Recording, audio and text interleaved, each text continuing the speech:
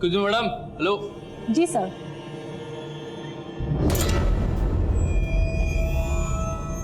Yes sir. हमारे लिए एक ड्रिंक बनाइए।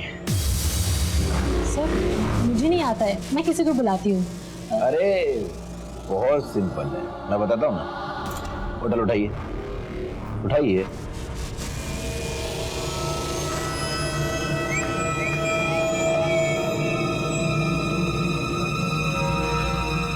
अब आइस डालिए, डालिए। अब गिलास उठाइए, उठाइए। अब जब बना ली हैं पिला दीजिए। पॉइंट है, सही बोल रहे हैं। सर प्लीज आप पी लीजिए। मैंने आपके कहने पर डांस किया कि नहीं किया? तो तुम मेरे लिए इतना नहीं कर सकते? पिलाइए। सर प्लीज आप पी लीजिए। पिलाइए ना।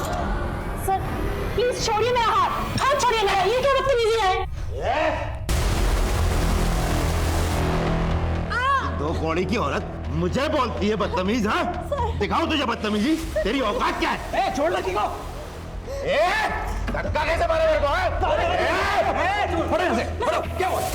क्या हुआ? सर ये गोपा के साथ बदतमीजी कर रहा था, उसे हाथ लगा रहा था, मैं छोड़ूंगा नहीं इसे। मैं बात कर रहा हूँ ना, मैं बात करूँ? Let me speak. राखल की हुए चे?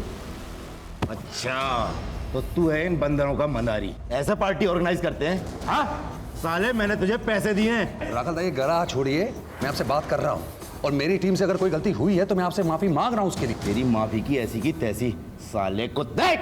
राखल दा गाली मत दीजिए आप।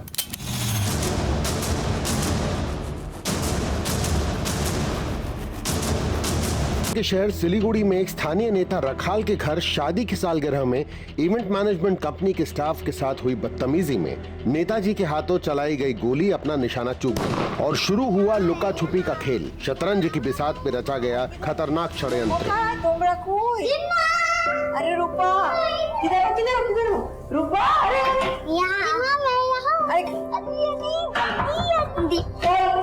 अरे दरवाजा खोलो, मैंने क्या बोला था? No cheating. पहले तुम बोलो तुम हार गई। हाँ हाँ मैं हार मान रही हूँ, तुम खोलो दरवाजा। अरे पर कोई अपने दिमाग के साथ में ऐसा करता है? हार गई। कोई अपने दिमाग को ऐसे करता है क्या?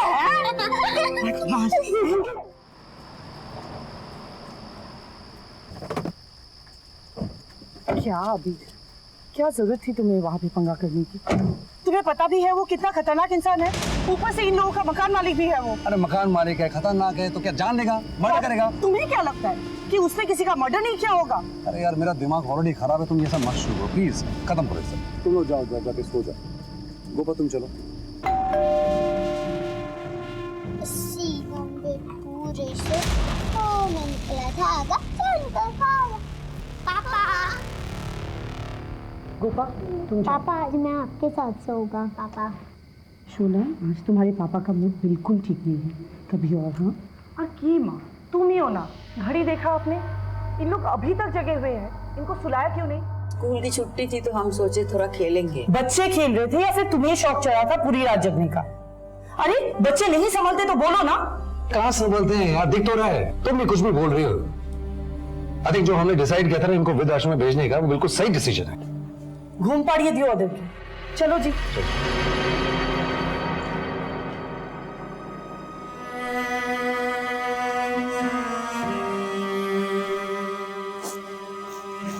हुआ? मैं घर छोड़ के मैं कहीं नहीं जाऊंगी, कहीं नहीं जाऊंगी। अरे राखाल और फिर तुम्हारी ये माँ, सर दर्द हो गया मेरा। ओहो जानू, माँ की छोड़ो, ये बता कि अगली पार्टी में भी यही सिचुएशन हुआ तो हम क्या करेंगे? और ये गोपा भी नहीं, कुछ भी ठीक से हैंडल नहीं कर सकती है। You know what? मैं उर्मिला को मिस करता हूँ। अगर उर्मिला होती ना तो ये सब बखेड़ा होता ही नहीं था। कब आ रही है, बात हुई तुम्हारी उनसे? उसके कजिन से बात हुई, कल आ रही है। अभी उर्मिला होती ना यहाँ पर तो मैं अपना हैंड मसाज करता, मेरा ना सर बहुत बुरे से दर्द हो रहा है। ओहो, उर्मिला जितनी अच्छी तो नहीं, वो हेड मसाज तो मैं भी कर लेती हूँ। तुम कहो तो करो या फिर उर्मिला से ही करवा रही हूँ? तुम कर दो। बस तुम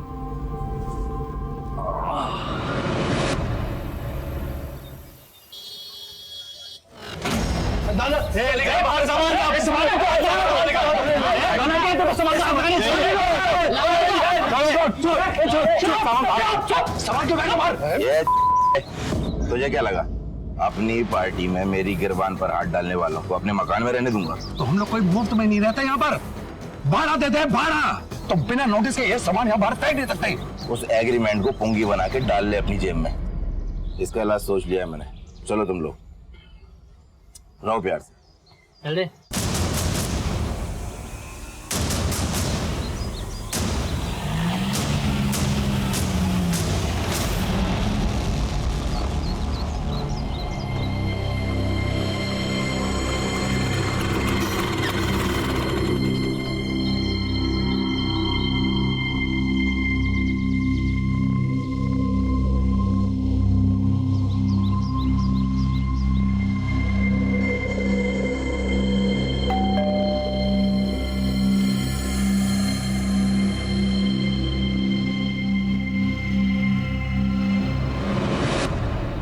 उर्मिला, बिना उर्मिला ये अरे उर्मिला, কেমন আছিস? ঠিক আছিস তো?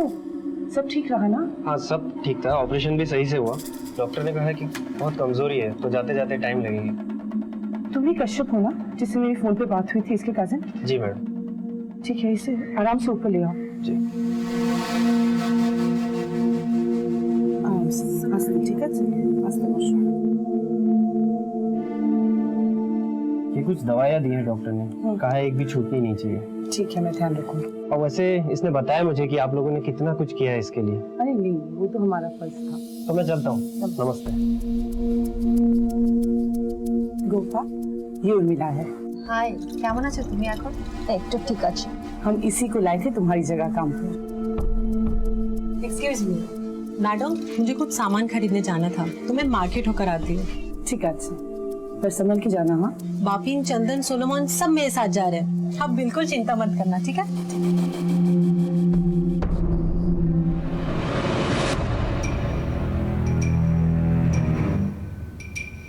এই যে কি কোথায়?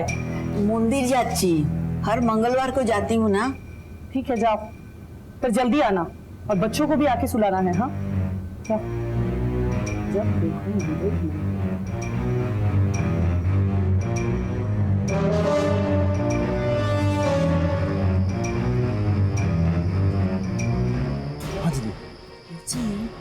मैंने तुमको जैसा बोला है ना, बिल्कुल वैसा करना। अगर कुछ इधर से उधर हो गया ना, तो मैं कहीं की नहीं रहूंगी। तुम्हें कुछ चिंता करो ना दीदी, तुम जैसा चाहती हो वैसे ही हो। उर्मिला की हालत देखी ना तुमने? अब कुछ दिनों तक मेरी ही मसाज से काम चलाना पड़ेगा।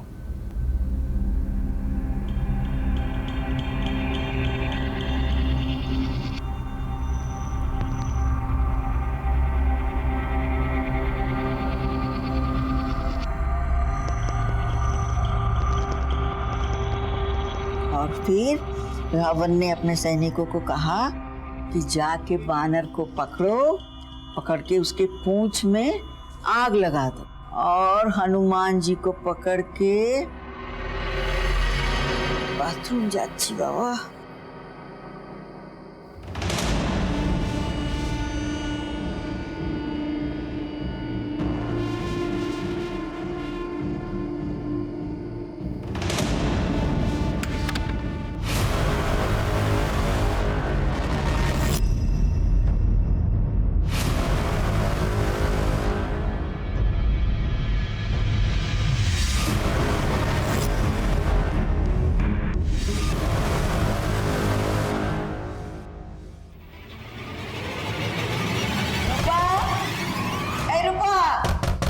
रोबी, अरे दरवाजा खोल, अरे तुम लोग दरवाजा खोलो। अरे तुम्हारी मम्मी को मालूम हो जाएगा तो मेरी जान खा जाएगी। तुम लोग मुझे इतना परेशान क्यों कर रहे हो? रूपा, रूपा, रूपा।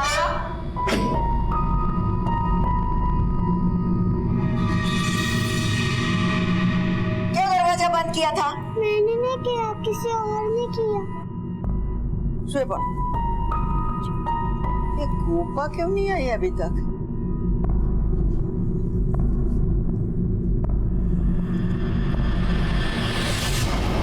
दरवाजा क्यों नहीं खोल रहा है? दरवाजा बाहर से किसने बंद किया?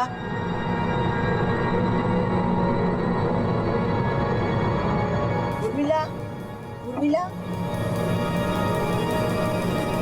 अरे ये बाहर से कौन लॉक कर दिया?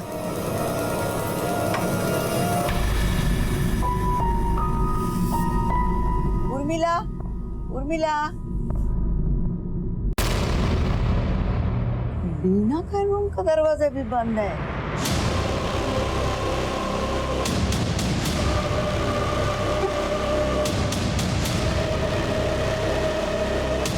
बीना, Oh my God! क्या हो गया? Help! बिपिन! चंदन! Help! Help! मापिन! सोलोमन! चंदन! जल्दी आओ! Oh God!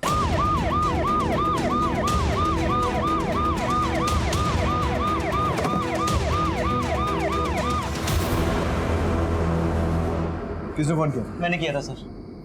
बॉडी स्कैन ऊपर है सर, आइए।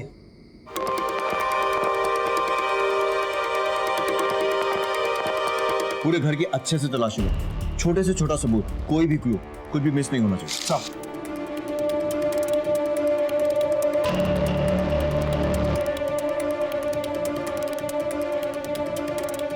सर 1 मिनट इधर आइए।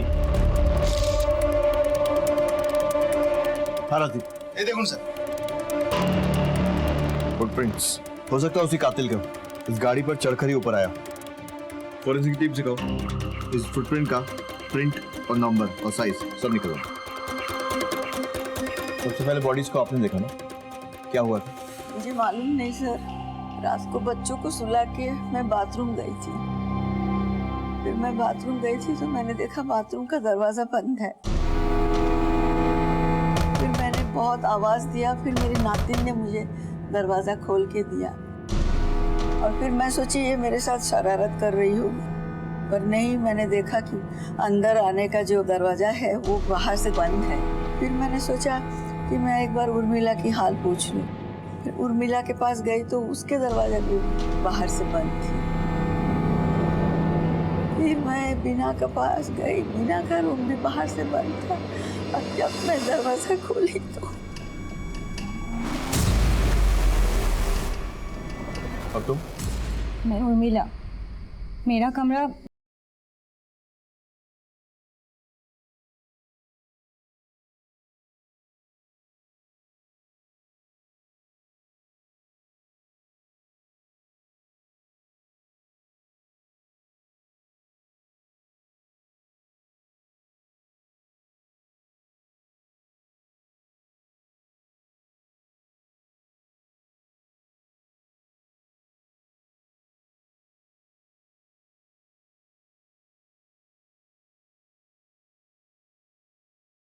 सर ये रखा लोगा।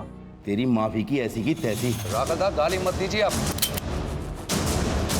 चालू कैच को।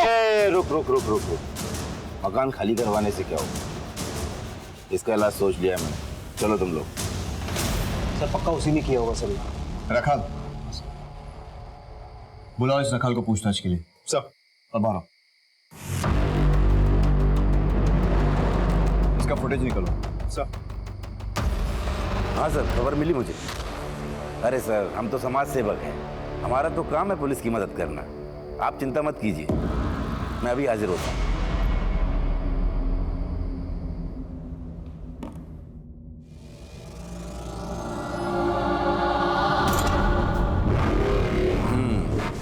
लगता है काम कर दिया तूने। अब मेरी बात कान खोल कर सुन, कोई भी ऐसा काम मत करना जिससे किसी का भी शक तेरे ऊपर जाए। संभल कर रहना। हाँ सर, सही सुना है आप। झगड़ा हुआ था मेरा आबिर से और उसके लड़के लोगों से। मेरी हैप्पी एनिवर्सरी की पार्टी थी और सारी पार्टी का सत्यानाश कर दिया था साल। मैंने उसे जान से मारने की धमकी भी दी थी और मैं उसे जान से मारता भी, लेकिन मुझसे पहले बाजी किसी और ने मारी। तुम्हारा कहने का मतलब है कि तुमने उसे नहीं मारा? बिल्कुल। काल रात कथा छिलो? घर पर था। दिन भर पार्टी का काम करते हैं ना तो थक जाते हैं, तो रेस्ट की जरूरत होती है। এটা তো হতে পারে कि ये काम तुमने खुद नहीं किया बल्कि किसी और से करवाया। क्या छोटे सर, कोई बड़ा केस होता तो बात समझ में भी आती। ये छोटे मोटे केस के लिए क्या झूठ बोलूंगा मैं। इस बार पार्टी से विधायक का टिकट चाहिए और आप ही लोग तो जितवाएंगे मुझे। चलता हूं। नमस्कार। इस पे नजर रखो, हमारा प्राइम सस्पेक्ट यही है। सर राजीव, अगर ये दोनों मर्डर रखाल ने करवाए तो उसने बापिन को क्यों छोड़ दिया? छोड़ लड़की को। क्योंकि झगड़ा तो बापिन की वजह से ही शुरू हुआ और आबिर तो खाली बीच बचाव करने आए। सर एटा तो होते पारे कि ये काम राखाल ने नहीं किया है, किसी और ने लूटपाट के इरादे से किया हो सकता है, लेकिन यही बात मेरे गले नहीं उतरी। क्योंकि अगर कोई लूटपाट के इरादे से घर में घुसता है तो उसका मेन मोटिव होता है लूटपाट करना, मर्डर नहीं। मर्डर वो तभी करता है जब फंस जाता है या फिर पकड़े जाने का खतरा होता है। लेकिन यहाँ पर बीना और अबीर दोनों गहरी नींद में सो रहे थे। इसका मतलब ये है कि जो कोई भी था लूटपाट के इरादे से नहीं आया था, इसका मोटिव मर्डर ही था। सर देखा जाए तो दोनों सूरत में एक नोटिस करने वाली बात है, घर में कोई फोर्स एंट्री नहीं हुई थी। वो पहले आबिर के कार के छत पे चढ़ के पहले माले में दाखिल हुआ, वहां उसने उर्मिला को लॉक किया, नीचे आया, नीचे आके पूर्णिमा को बाथरूम में लॉक किया, फिर ऊपर गया, ऊपर जाके जो पति पत्नी रूम में सो रहे थे उन दोनों को मारा। सर इससे यही प्रूफ होता है कि वो जो कोई भी था उसको घर के नक्शे के बारे में, ज्योग्राफी के बारे में बहुत अच्छे से पता था। या फिर ये भी हो सकता है कि उस रात घर में कोई आया ही नहीं, ये जो कुछ भी हुआ उन्हीं लोगों ने किया जो उस रात घर में मौजूद थे। लेकिन सर उस वक्त तो घर में सिर्फ उर्मिला और पूर्णिमा ही थी। अगर मान भी ले कि ये खून उन दोनों ने किया है या फिर किसी एक ने किया है और दूसरे को रूम में लॉक कर दिया था, तो फिर सवाल ये उठता है कि दूसरी ने अपने आप को बाहर से कैसे लॉक कर दिया। हो सकता है ऐसा कुछ हुआ ही ना हो और दोनों झूठ बोल रहे हैं। सर पॉसिबिलिटीज तो बनती है, लेकिन इनके लिए उन दोनों के पास एक मोटिव भी तो होनी चाहिए। वैसे आबिर के कार के छत से जो हमें फुटप्रिंट मिला था, इन सब में वो कहाँ फिट बैठता है सर? वही तो हमें पता लगा। बताओ कि कल रात को क्या हुआ था? दिमाग को कल रात को किसी और ने बाथरूम में बंद कर दिया था। फिर मेरी आँख खुली थी और मैंने देखा कि बाथरूम में कड़ी है। बाद में मैंने खोली, दिम्मा बोली तूने क्यों बंद किया दरवाजे की कड़ी? मैंने बोला मैंने नहीं किया, किसी और ने किया। बाद में वो बोले तू आँख बंद करके सो जा, लेकिन मैं देख रही थी वो दिम्मा बाद में वो दरवाजा के खटखट कर रही थी, बाहर से किसी और ने कड़ी मारी थी। दिम्मा ऊपर चली गई, जोर जोर से चिल्लाई पुलिस को बुलाओ, पुलिस को बुलाओ। थैंक यू बेटा। वेलकम।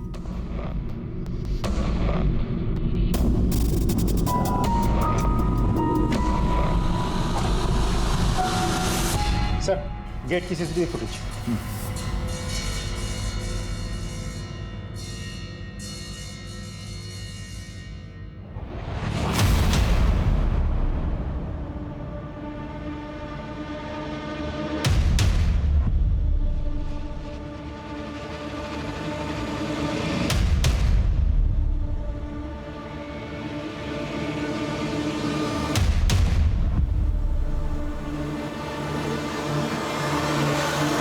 मतलब ये ओवरकोट वाला ही वो मर्डरर है जिसकी हमें तलाश है। कार की छत पे जो फुटप्रिंट मिला था, फॉरेंसिक से कुछ पता चला?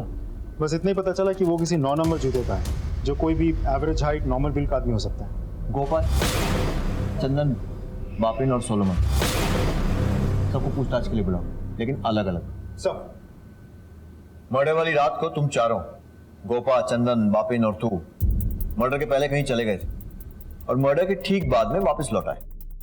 ये कोइंसिडेंस था या फिर सोची समझी प्लानिंग? ऐसा कुछ भी नहीं है सर, हम लोग तो पार्टी करने गए थे सर, लेकिन जब हम वहां पहुंचे तो मर्डर हो चुका था। एक रात पहले तुम्हारे मालिक का रखाल से इतना बड़ा झगड़ा हुआ, अगले दिन उसने तुम्हारा सामान बाहर फेंक दिया और उसके बाद भी तुम लोग पार्टी के लिए निकल गए। उसी झगड़े की वजह से गए थे सर। एक तो इतने दिनों से लगातार काम कर रहे थे, ऊपर से ये सब कुछ हो गया सर। सबका मूड बहुत ज़्यादा खराब हो गया था, इसलिए हम सब ने सोचा थोड़ा बाहर जाएंगे, मूड अच्छा हो जाएगा बस सर। आबिर और बीना के साथ कितने साल से काम कर रहा है तू? सर हम सब लोगों को 2-3 साल हो गए थे, लेकिन गोपा यहाँ नई थी। नहीं मतलब कितनी नहीं? 1 हफ्ता पहले आई थी मैं यहाँ मैडम, और वो पार्टी मेरी तीसरी पार्टी थी। आबिर और बीना को कैसे जानती हो तुम? আমি বেশি কিছু জানি না ওদের ব্যাপারে, मतलब मैं ज़्यादा नहीं जानती हूँ, बस मैंने रिसेंटली ज्वाइन किया था और बापी ने मुझे मिलाया था सर से। पार्टी के दौरान तुम सब एक साथ ही थे या कोई कहीं गया था? सर सब साथ ही थे, लेकिन सर सोलोमन कहीं गया था बस कुछ ही देर के लिए और वो वापस आ गया था। कतক্ষণে জন্য? सर यही कुछ 20 से 25 मिनट। सच सच बता कहाँ गया था वरना। सर मैं अपना माँ को फोन करने गया था पीसीओ से। তোর কাছে মোবাইল আছে না? तो फिर उससे क्यों नहीं किया? सर उसमें बैलेंस नहीं था उस दिन। कौन से पीसीओ पर गया था? सर वो बड़ा बाजार है ना उसके पास में जो पोस्ट ऑफिस है वहीं पर। ठीक है जा।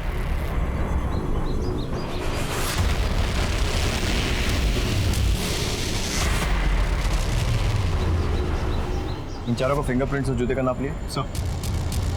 सोलोमन पर नजर रखो और पता करो कि जिस पीसीओ पर जाने की बात कर रहे हैं वहां गया भी था या नहीं।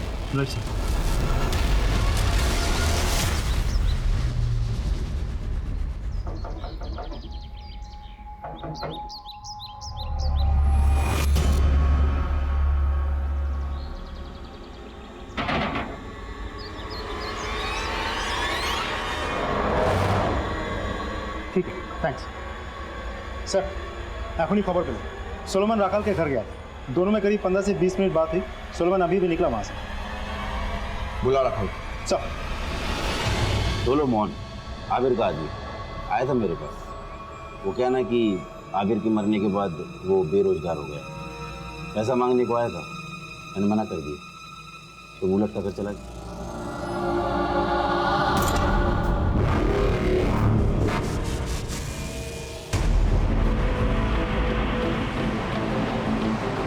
सोलोमन को था रे?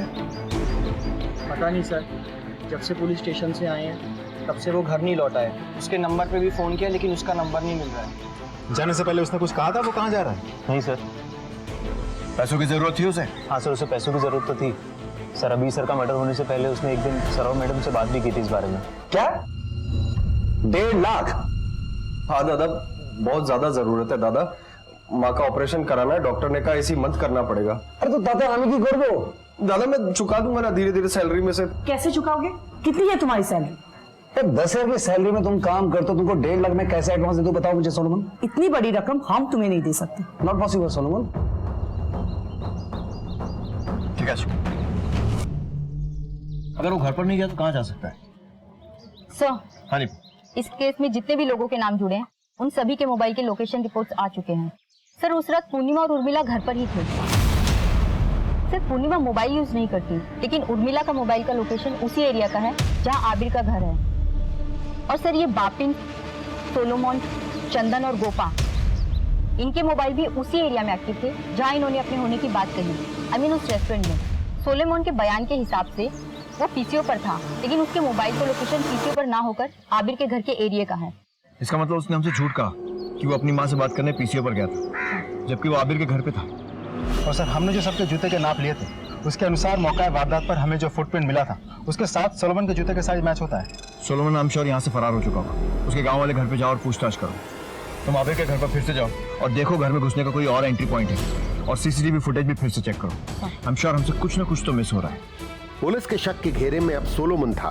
उसका अपनी मां को फोन करने जाने वाला झूठ पुलिस के सामने आ चुका था और साथ ही उसे यह भी पता चल चुका था कि रखाल और उसके तार जुड़े हुए हैं। लेकिन सोलोमन फरार हो चुका था और सिलीगुड़ी पुलिस की इन्वेस्टिगेशन सिक्किम में सोलोमन के गांव जा पहुंची।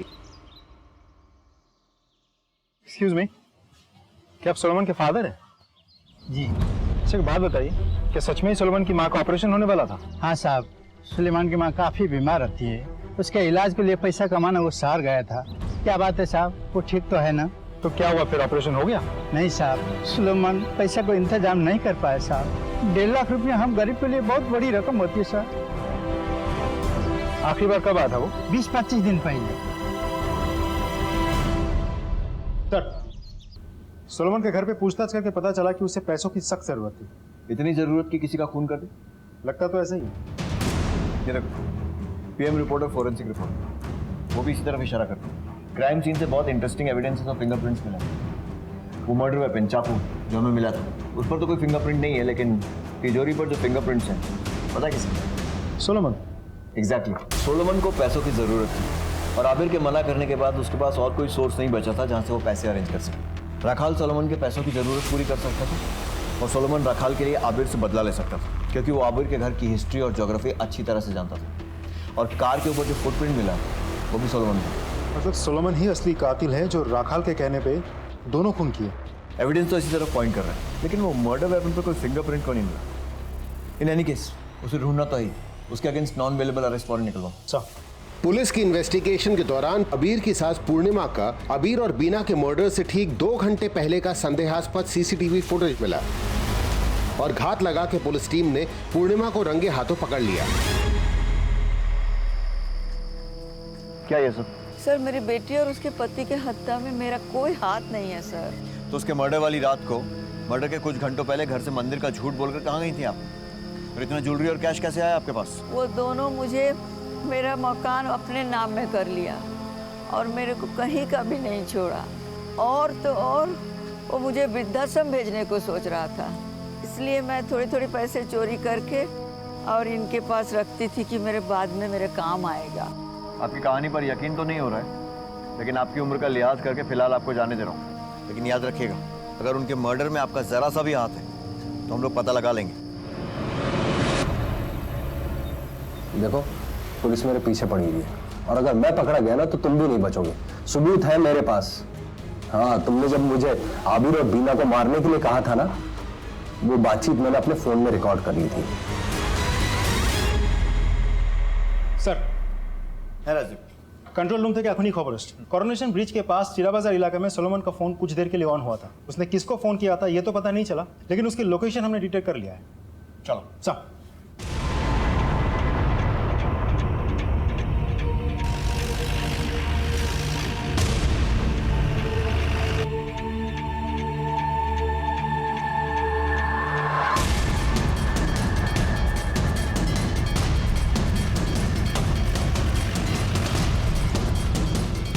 सुनो, ये देखे चो बताओ। हाँ साहब देखा है। कहाँ रहता है? यहाँ जो वो दूसरा वाला कमरा है ना, उसमें रह रहा है साहब। ठीक है सर।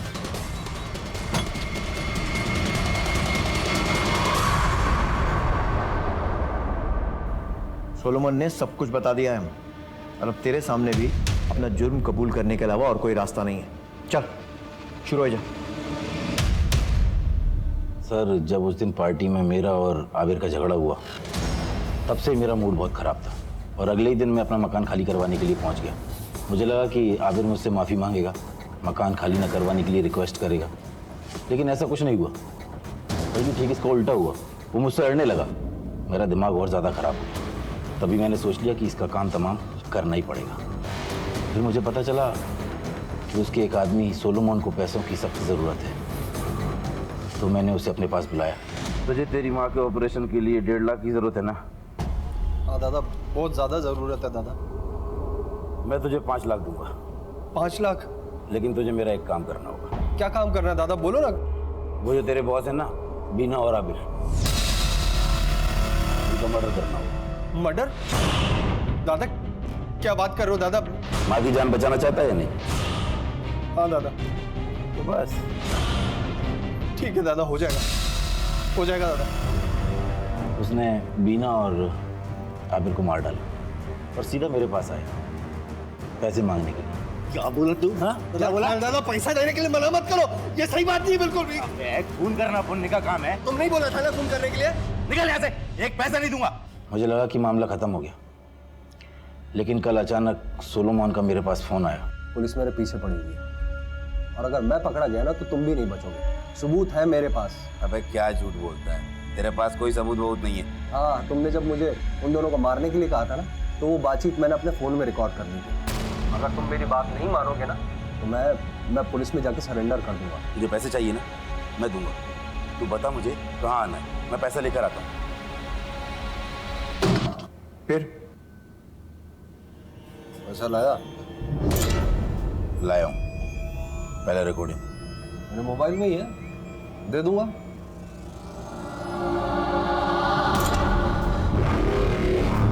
दादा मुझे कुछ नहीं चाहिए, मुझे पैसा वैसा नहीं चाहिए दादा।